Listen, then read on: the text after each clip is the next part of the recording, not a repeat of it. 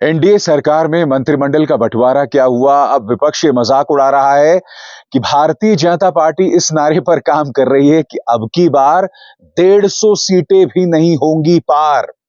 जिस तरह से मंत्रिमंडल का बंटवारा हुआ है दोस्तों, गठबंधन में जो सहयोगी दलों में जबरदस्त असंतोष है। इसके अलावा स्पीकर के पद को लेकर रस्साकशी चल रही है इस वक्त तेलुगु देशम पार्टी और भारतीय जनता पार्टी के बीच। और यह रस्साकशी ही बताती है कि किस तरह का अविश्वास इस वक्त भाजपा और सहयोगी दलों के बीच में है, क्योंकि तेलुगु देशम पार्टी जानती है कि 2019 में जिस तरह से उसके 4 सांसद भाजपा में शामिल हो गए थे, वो इतिहास लोकसभा में दोहराया जा सकता है। यही नीतीश कुमार की पार्टी के साथ हो सकता है। इसलिए बहुत जरूरी हो जाता है कि लोकसभा अध्यक्ष जो है वो सहयोगी दलों से हो, ताकि भारतीय जनता पार्टी अपने मनमाने अंदाज में संविधान की धज्जियां ना उड़ा सके। न सिर्फ ये हो रहा है दोस्तों, इस वक्त भारतीय जनता पार्टी के लिए कई सिरदर्द सामने उभर कर आ रहे हैं।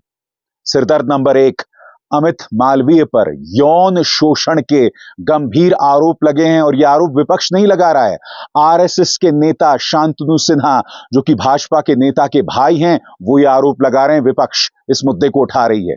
यही नहीं, आरएसएस प्रमुख मोहन भागवत ने भारतीय जनता पार्टी का नाम लिए बगैर, प्रधानमंत्री नरेंद्र मोदी का नाम लिए बगैर भाषाई मर्यादा पर जोर दिया है।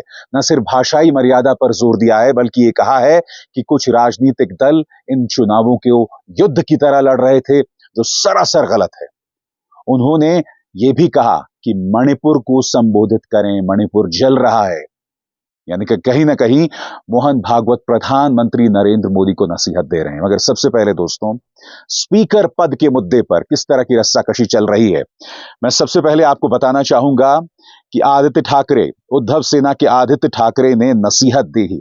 और वो नसीहत क्या है, सबसे पहले आपके स्क्रीन पर, अगर जेडीयू और टीडीपी को खुद को और अपनी पार्टी को बचाना है तो वे लोकसभा स्पीकर का पद अपने पास रखें, नहीं तो भाजपा आपकी पार्टी को तोड़ेगी।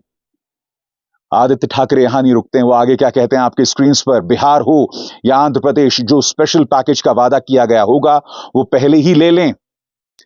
इसको लेकर आदित्य ठाकरे ने बाकायदा एक ट्वीट भी किया है। अंग्रेजी में वो क्या कह रहे हैं आपके स्क्रीन पर, reiterating a fact for the Telugu Desam Party and Janata Dal that have aligned with the NDA. Keep the speaker post with you, not even with anyone you may know in the BJP. Only then neutrality will be ensured and your parties will not be broken by the BJP, कह रहे हैं आदित्य ठाकरे। यही नहीं दोस्तों, news 18 में इस मुद्दे को लेकर कवरेज भी हो रही है, किस तरह की रस्साकशी है और न्यूज चैनल्स इसे किस तरह से कवर कर रहे हैं, आइए सुनते हैं दोस्तों। मगर एनडीए के संबोधन में प्रधानमंत्री लगातार कह रहे थे सर्वपंथ संभाव। क्यों? क्योंकि प्रधानमंत्री नरेंद्र मोदी जानते हैं कि उनका राजनीतिक भविष्य तेलुगु देशम पार्टी और नीतीश कुमार पर आश्रित है। इसीलिए वो सर्वपंथ संभाव की बात कर रहे हैं। इसीलिए वो अहम ब्रह्मास्मि का भाव नहीं ला रहे हैं, मगर स्पीकर के पद पर रस्साकशी जारी है। जिस तरह से इस वक्त तमाम मंत्रिमंडलों का आवंटन किया गया है, भारतीय जनता पार्टी ने तमाम जो बड़े पद हैं अपने पास रख लिए हैं, और ये आने वाले दिनों में रस्साकशी को जो है जोर देने वाला है। याद कीजिएगा, अजीत पवार की एनसीपी को मिलता है एक स्टेट होम मिनिस्टर का पद, और यह पद दिया जाता है प्रफुल्ल पटेल को। वो प्रफुल्ल पटेल जिन्हें हाल ही में ईडी ने क्लीन चिट दे दी थी, प्रफुल्ल पटेल मना कर देते हैं और उसको लेकर एक और रस्साकशी होती है। एकनाथ शिंदे जिनके पास 7 सांसद हैं, उन्हें जब एक मंत्री पद दिया जाता है तो वो भी ना खुश होते हैं। कहते हमारे पास 7 सांसद हैं, हमारे दम पर महाराष्ट्र में आपकी सरकार टिकी हुई है और सिर्फ एक मंत्री पद। इसको लेकर कांग्रेस भी चुटकी ले रही है। क्या कह रही है सुप्रिया सुनेत आपके स्क्रीन पर, कल अजीत पवार ने अपनी पार्टी के लिए राज्य मंत्री का पद अस्वीकार कर दिया था। आज शिंदे सेना का भी कलेजा चौड़ा हो गया है। कह रहे हैं 7 सीटों के बावजूद सिर्फ एक राज्य मंत्री। अभी तो पार्टी शुरू हुई है, यकीनन दोस्तों, अभी तो पार्टी शुरू हुई है। भारतीय जनता पार्टी का जो ये कार्यकाल शुरू हुआ है वो कई दिक्कतों के साथ शुरू हो रहा है, कई मुश्किलात के साथ शुरू हो रहा है, कई बुरी खबरों के साथ शुरू हो रहा है। और उसमें एक और खबर सामने उभर कर आ रही है। भारतीय जनता पार्टी का जो ट्रोल विभाग है, जो महिलाओं पर गंदी गंदी फब्तियां कसते हैं, पत्रकार जो सत्ता से सवाल उठाते हैं, उन पर निशाना साधते हैं, उनका जो मुखिया है उस पर यौन शोषण का आरोप लगा है। सही सुना आपने, यौन शोषण का आरोप। और दिलचस्प बात दोस्तों, यह आरोप कोई और नहीं, यह आरोप आरएसएस के एक नेता शांतनु सिन्हा लगा रहे हैं। कांग्रेस ने इस पर तल्ख तेवर अपनाए हैं। उन्होंने क्या कहा है इस मुद्दे पर, आइए सुनते हैं क्या कह रही हैं सुप्रिया श्रीनेत। 24 घंटे नहीं हुए हैं एनडी गठबंधन की सरकार बने, नरेंद्र मोदी को प्रधानमंत्री पद की शपथ लिए और भारतीय जनता पार्टी के लोगों के काले कारनामों ने एक बार फिर सिर शर्म से झुका दिया है। और ये जो आरोप लग रहे हैं, ये हम नहीं लगा रहे हैं, ये बीजेपी के अंदर से, संघ के अंदर से उनके नेता, उनके कार्यकर्ता, उनके समर्थक लगा रहे हैं।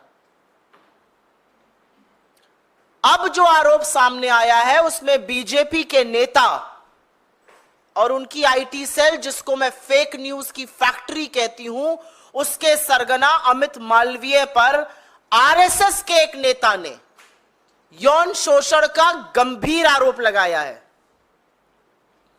संघ परिवार के नेता हैं शांतनु सिन्हा, वो बीजेपी के बंगाल के पदाधिकारी राहुल सिन्हा के भाई हैं, एबीवीपी के सदस्य रह चुके हैं, हिंदू संघ के प्रमुख हैं।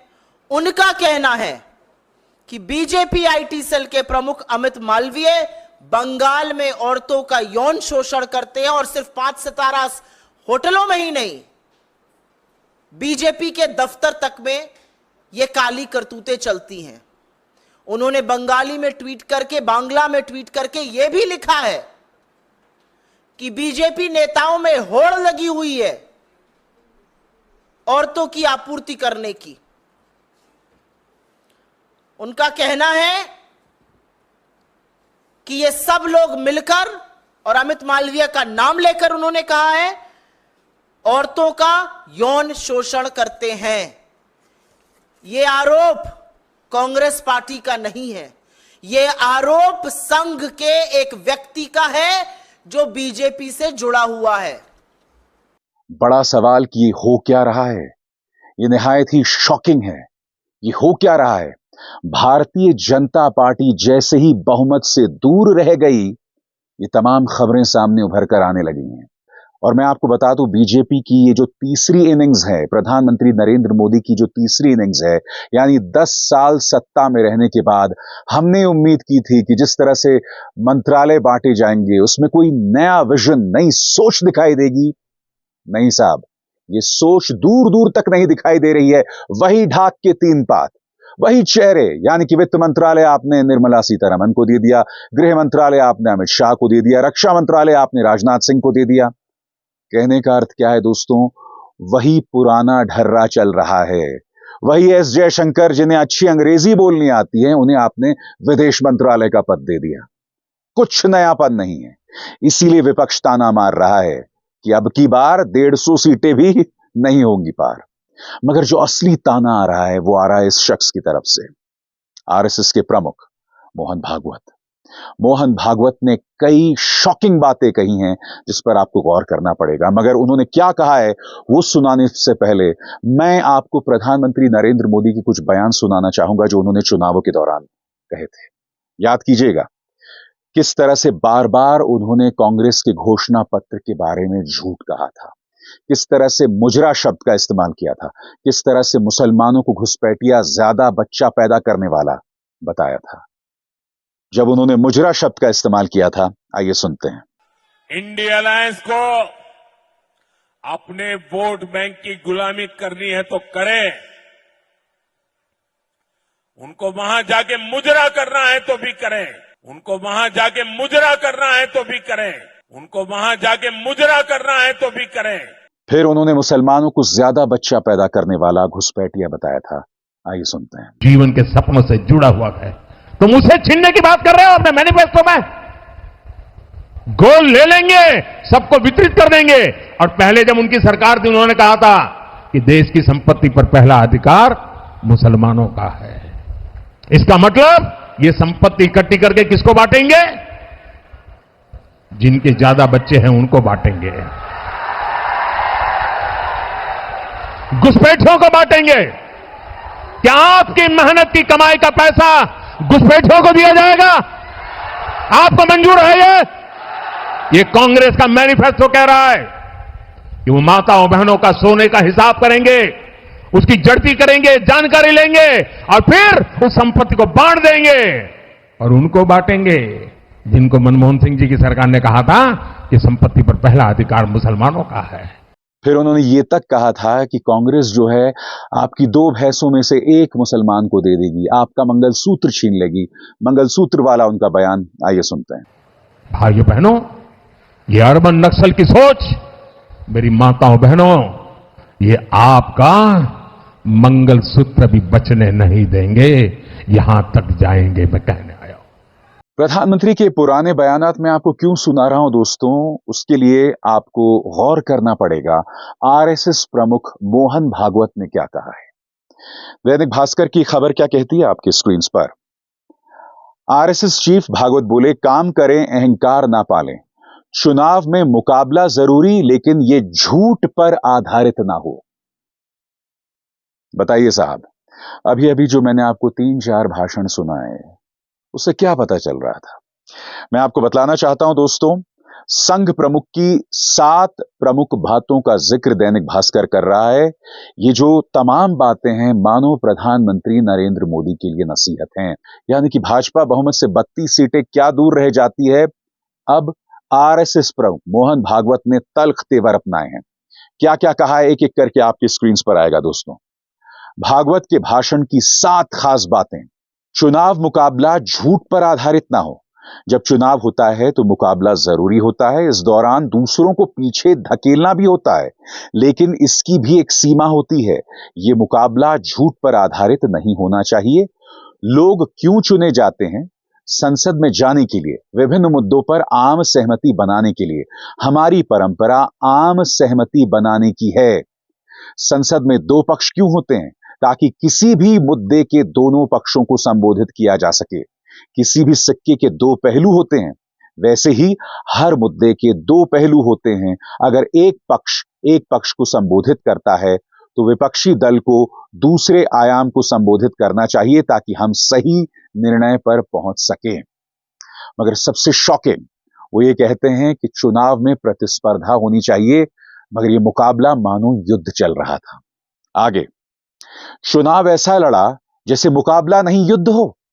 जो लोग कड़ी प्रतिस्पर्धा के बाद इस दिशा में आगे बढ़े हैं, उनके बीच इस तरह की सहमति बनाना मुश्किल है।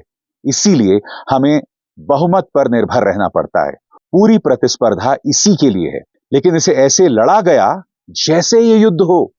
जिस तरह से चीजें हुई, जिस तरह से दोनों पक्षों ने कमर कसकर हमला किया, उससे विभाजन होगा, सामाजिक और मानसिक दरारें पड़ेंगी। और जो अगला बयान है वो कहीं ना कहीं प्रधानमंत्री नरेंद्र मोदी पर सीधा हमला है, क्योंकि आप जानते हैं इन चुनावों में अगर किसी ने भाषाई मर्यादा का उल्लंघन किया तो वो प्रधानमंत्री नरेंद्र मोदी हैं और कोई और नहीं। भागवत क्या कहते हैं आपकी स्क्रीन पर। मर्यादा की सीमाओं का पालन करने वाला ही सेवक। बाहरी विचारधाराओं के साथ समस्या यह है कि वे खुद को सही होने का एकमात्र संरक्षक मानते हैं। भारत में जो धर्म और विचार आए, कुछ लोग अलग अलग कारणों से उनके अनुयायी बन गए, लेकिन हमारी संस्कृति को इससे कोई समस्या नहीं है। हमें इस मानसिकता से छुटकारा पाना होगा कि सिर्फ हमारा विचार ही सही है, दूसरे का नहीं। जो अपने कर्तव्यों का पालन करते हुए मर्यादा की सीमाओं का पालन करता है, वो अपने काम पर गर्व करता है, फिर भी अनासक्त रहता है, जो अहंकार से रहित होता है। ऐसा व्यक्ति वास्तव में सेवक कहलाने का हकदार है।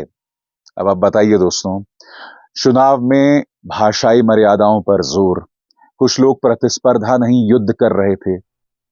इस चीज पर गौर किया जाए, याद किया जाए किस तरह से भाजपा के नेताओं ने तेजस्वी के डीएनए पर सवाल उठाया था। यानी कि भाजपाई नेता तमाम मर्यादाओं का उल्लंघन कर रहे थे। और ये सिर्फ ये छुटभैया नेता या सम्राट चौधरी जैसे नेता नहीं कर रहे थे, स्वयं भू प्रधानमंत्री नरेंद्र मोदी, अमित शाह, योगी आदित्यनाथ, ये लोग लगातार ये कर रहे थे। याद कीजिए किस तरह से हेमंत बिस्वा शर्मा ने खुलेआम हिंदू मुस्लिम करना शुरू कर दिया था। और इन लोगों को कोई पछतावा नहीं है, चुनाव आयोग ने कोई एक्शन नहीं लिया। चुनाव खत्म हो गया है, ये तमाम चुनौतियां अब सामने आ रही हैं और हर गुजरते दिन के साथ भाजपा की उस सोच को चुनौती दी जा रही है। याद कीजिएगा क्या कहा था जनता दल यूनाइटेड के केसी त्यागी ने कि हम जो सत्ता में हैं, हम मुस्लिम विरोधी सोच को पनपने नहीं देंगे, अग्निवीर योजना का विरोध करेंगे, सामान्य नागरिक संहिता के हम विरोध में नहीं हैं, हम सुधार कार्यक्रमों के विरोध में नहीं हैं, मगर तमाम पक्षों से सलाह मशवरा किया जाए। यानी कि अब भाजपा को अपनी पुरानी सोच पर फुल स्टॉप लगाना पड़ेगा, विराम लगाना पड़ेगा। और यह आसान नहीं होने वाला है दोस्तों। ये रस्साकशी बढ़ने वाली है, जैसे कि कार्यक्रम की शुरुआत में आपको मैंने बताया, स्पीकर के पद के ऊपर किस तरह से टीडीपी और भाजपा के बीच में रस्साकशी चल रही है। इंतजार कीजिए, ये तो ट्रेलर है, क्योंकि पिक्चर अभी बाकी है मेरे दोस्त। अभिसार शर्मा को दीजिए इजाजत। नमस्कार। स्वतंत्र और आजाद पत्रकारिता का समर्थन कीजिए, सच में मेरा साथी बनिए। बहुत आसान है दोस्तों, इस ज्वाइन बटन को दबाइए और आपके सामने आएंगे ये 3 विकल्प, इनमें से एक चुनिए और सच के इस सफर में मेरा साथी बनिए।